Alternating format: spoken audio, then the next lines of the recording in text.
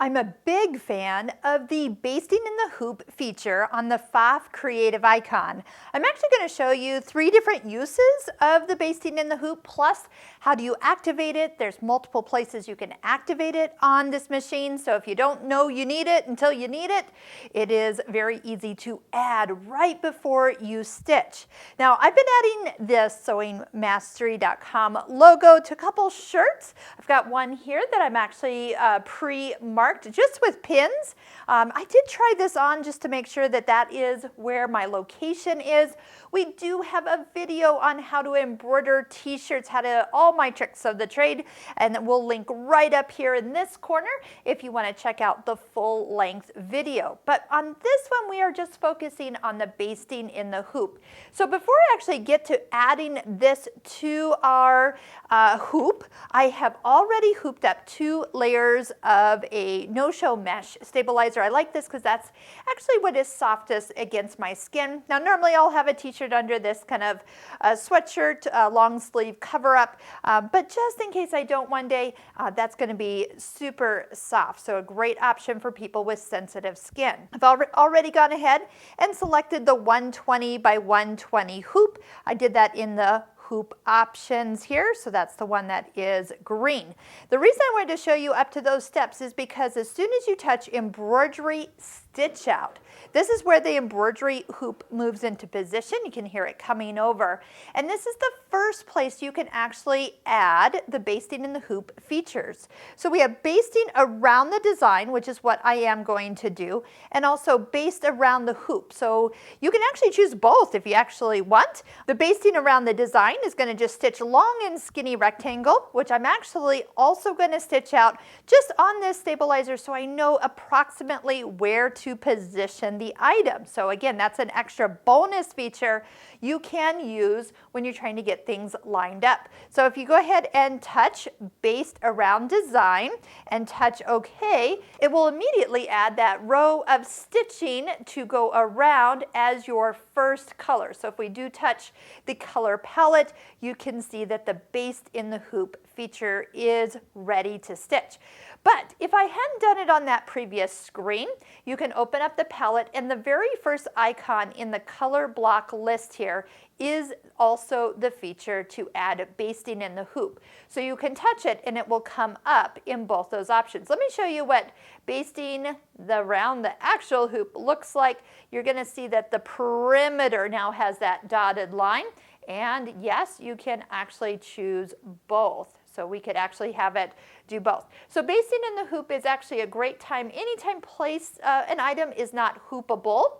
So if I was going to embroider something on a sleeve or an edge or a collar, something that's just not the real ideal place to try to hoop, the basting in the hoop is ideal. Or something like a velvet. If you hoop a velvet, it's going to crush and leave a hoop mark. So again, we're going to avoid hooping that all together. So I'm going to leave it based around design, and then we'll do that there. Now, I mentioned a second use for this particular technique. So normally I'm going to just place this all ready to go. I'm going to do a little spray adhesive on this stabilizer and lay my shirt in place. But if you actually stitch it first on the hoop on the stabilizer, you then have a double way of checking that you are getting it in place. So let's do that first so you can actually see how it stitches. So touch and go, we can see that this will do kind of some locking stitches first. It tends to always start over here on the right hand side and go back and then around. Here's where those nice long stitches are going to be taken.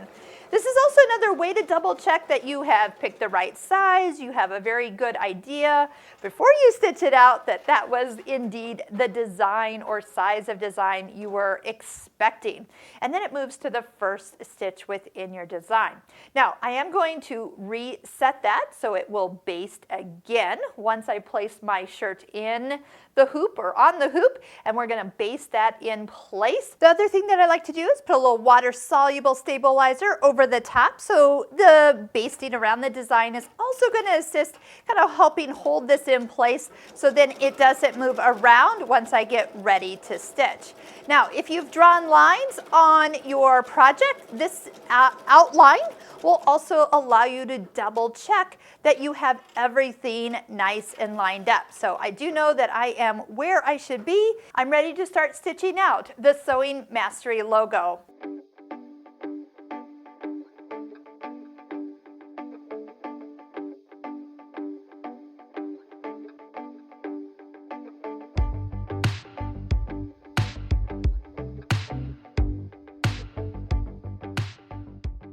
Once it's done, it is really easy to also remove these particular stitches.